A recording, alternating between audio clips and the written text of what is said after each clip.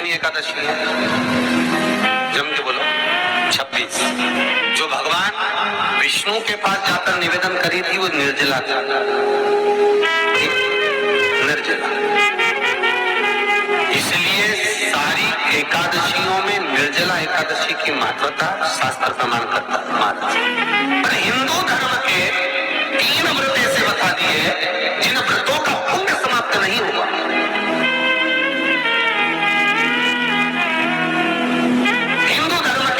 ऐसे हो गए जिनका पुण्य समाप्त नहीं हुआ महाराज, जिनका पुण्य प्रबलता में बढ़ता गया। पहले नंबर पर एकादशी, दूसरे नंबर पर प्रदोष और तीसरे नंबर पर शिवरात्रि। और निर्जला के दिन शिव महापुराण की कथा करती है, स्कंद पुराण करती है एकादशी का क्रम भले ना करें, पर निर्जला एकादशी के दिन जो तुलसी हम ठाकुर जी को समर्पित करते हैं वो तुलसी, ध्यान में देना, वो तुलसी अगर मान लो आपके पास में रखिए। निर्जला एकादशी के दिन भगवान ठाकुर जी को, सालीग्राम जी को, लड्डू गोपाल जी को आपके घर में, आपके मंदिर में जो आपने भगवान को तुलसी समर्पित करी है और तुलसी मान लो तुम्हारे पास रखी है और कोई व्यक्ति को बहुत बहुत ज्यादा कष्ट है शरीर में, बहुत बहुत कष्ट है, थोड़ी सी वो तुलसी चढ़ी हुई ठाकुर के चरणारविंद की, आप उस जीव को दो तो सही, आधा घंटा इंतजार करो, स्वास्थ्य में अंतर आना प्रारंभ हो जाता है। उस निर्जला, क्योंकि निर्जला ऐसी एकादशी है जिसने जगत में जाकर देवताओं के पास जाकर निवेदन कराए जग कल्याण। जितनी माताएं एकादशी का व्रत करती, बहुत ध्यान से सुनना आज की कथा हो, शायद जिंदगी में मिली ना मिली, और ये कथा का रास्ता तो बहुत ध्यान से सुनना। स्कंद पुराण यहाँ तक कहती है कि इस कथा के चरित्र को जो श्रवण कर लेता है उसको 26 एकादशी करना भी नहीं पड़ती। इस एकादशी की केवल ये कथा सुनकर ही वो तर जाता है। बहुत ध्यान से सुनना इसको कथा को। एकादशी के दिन जब आप जल शंकर को चढ़ाने दोनों दी जाती, जब एकादशी का दिन रहे और शंकर जी के मंदिर में आप जल समर्पित करें तो 3 बार मुख से स्वधा स्वधा स्वधा या स्वधा स्त्रोत का पाठ, जिसमें 12 श्लोक 2-4 है। पैसा तो आ रहा है और घर में टिक नहीं रहा, डॉक्टर में, पुलिस में, एक्सीडेंट आदि में, कहीं गलत जगह पर व्यसन में अगर पैसा जा रहा है, जुए में, मांसाहार, मदिरा पान, या कहीं आया पैसा, पैसा आने में कमी नहीं, आ रहा है पर टिक नहीं रहा, रुक नहीं रहा, कोई मांगने आ गया, दे दिया, फिर वहां से अपने पास नहीं आ रहा, अपन कह रहे हैं भैया हमारा पैसा तो नहीं आ रहा। तो महाराज शिव महापुराण की कथा कहती है एकादशी के दिन गंगा के जल में मात्र 7 बेलपत्री डालकर जो नंदीश्वर भगवान अर्थात जो शंकर जी के शिवलिंग के सामने नंदी होता है, उस नंदी के चरण पर गंगा का जल चढ़ाकर बेलपत्री शिव पर समर्पित कर देता है, उसके घर में रुपया रुकना चालू हो जाता है, फिर वो गलत जगह पर नहीं जाता, गलत स्थान पर वो धन जाएगा ही नहीं। मांग तुझे क्या चाहिए। एकादशी ने भगवान विष्णु से कहा, नाथ प्रभु वर दे दो, मृत्यु लोक में जो मनुष्य मेरा व्रत करेगा, चाहे जलचर, थलचर, वायुचर या सांसारिक मनुष्य, मेरा अगर एकादशी का व्रत करेगा प्रभु, उसके यहाँ धन धान्य वैभव सुख संपदा बढ़ेगी और उस जीवात्मा को नरक नहीं भोगना पड़ेगा, सीधे वैकुंठ का उसको वास मिलेगा। जब जीव आत्मा को लेकर चला जाएगा, यम के दूत जब बंदी बनाकर ले जा रहे होंगे उस जीवात्मा को जिसके प्राण छूटे होंगे, यम के दूत जब बंदी बनाकर ले जा रहे होंगे, तब मुझे वर दो कि मैं इसका हाथ पकड़कर बेतन्नी से पार उतार कर सारे नरकों से निकालती हुई आपके धाम में लेकर आ। भगवान ने वर दे दिया, तथास्तु। हे एकादशी सुनो, मृत्यु लोक का मनुष्य अन्न का त्याग कर कर, क्योंकि अन्न में एकादशी के दिन पाप पुरुष रहता, अन्न का त्याग कर कर एकादशी के दिन जो मनुष्य तुम्हारा व्रत धारण करेगा, उस व्रत को करेगा और उस व्रत को धारण करेगा, उसकी मनोकामना पूर्ण होकर वो मेरे ही धाम को जाएगा। ये तो हुआ एकादशी के जन्म की कथा।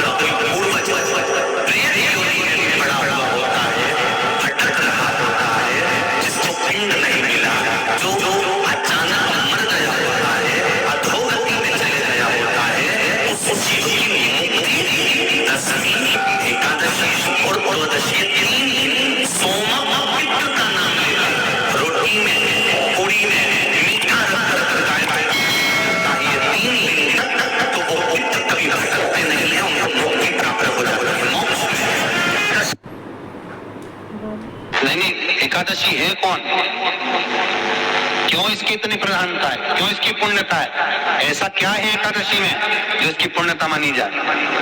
कौन है ये? जो भगवान नारायण तक एकादशी का व्रत करते हैं। सुभद्रा जी को भगवान जगन्नाथ ने, जगदीश ने एकादशी का व्रत कराया था। बद्रीनारायण भगवान को माता लक्ष्मी ने एकादशी का व्रत कराया था। क्यों? चंद्रायण एकादशी व्रत की माता। एकादशी है कौन? तो कहा जिसको व्रत करने पर भगवान नारायण भी जिसका व्रत करते हो, भगवान माता लक्ष्मी जिसका व्रत करती हो, वो एकादशी है कौन? तो शास्त्र वर्णन करता है महाराज, स्कंद पुराण का सुंदर चातुर्मास्य खंड के अंतर्गत वर्णन आया है महाराज। एक बार भगवान विष्णु आनंद में विराजमान थे, पद्मावती और माता लक्ष्मी दोनों उनके पास में विराजी हुई थी। भगवान लक्ष्मी और पद्मावती दोनों बैठी, एक सिर के पास, एक चरण के पास। कुछ समय बाद वहीं पर ब्रह्मदेव का आगमन हुआ और ब्रह्मा जी आगमन पाकर भगवान नारायण पद्मावती से लगकर उठे और उठकर लक्ष्मी की ओर झुके। झुकने पर इन तीनों के समागम से भगवान नारायण के हृदय चित्त से एक कन्या प्रकट हो गई। उस कन्या का नाम एका था। क्या नाम था? एका। अब 10 उसके गुण इतने प्रबल थे, वो 10 गुण उसके बड़े प्रबल थे कि वो एका जिसको निहारती थी उसको संपदावान बना देती थी, जिसको देख लेती थी उसके जीवन में वो आनंद की अनुभूतियां करा देती थी।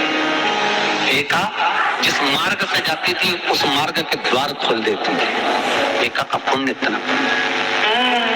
इतना पुण्य प्रखर। पद्मावती और लक्ष्मी ने कहा, महाराज ये बेटी आपके द्वारा निर्मित हुई है, इसका कन्यादान करना चाहिए। हमारे यहाँ हिंदू धर्म में रीति है, जिस दिन कन्यादान करा जाता है उस दिन व्रत रखा जाता है।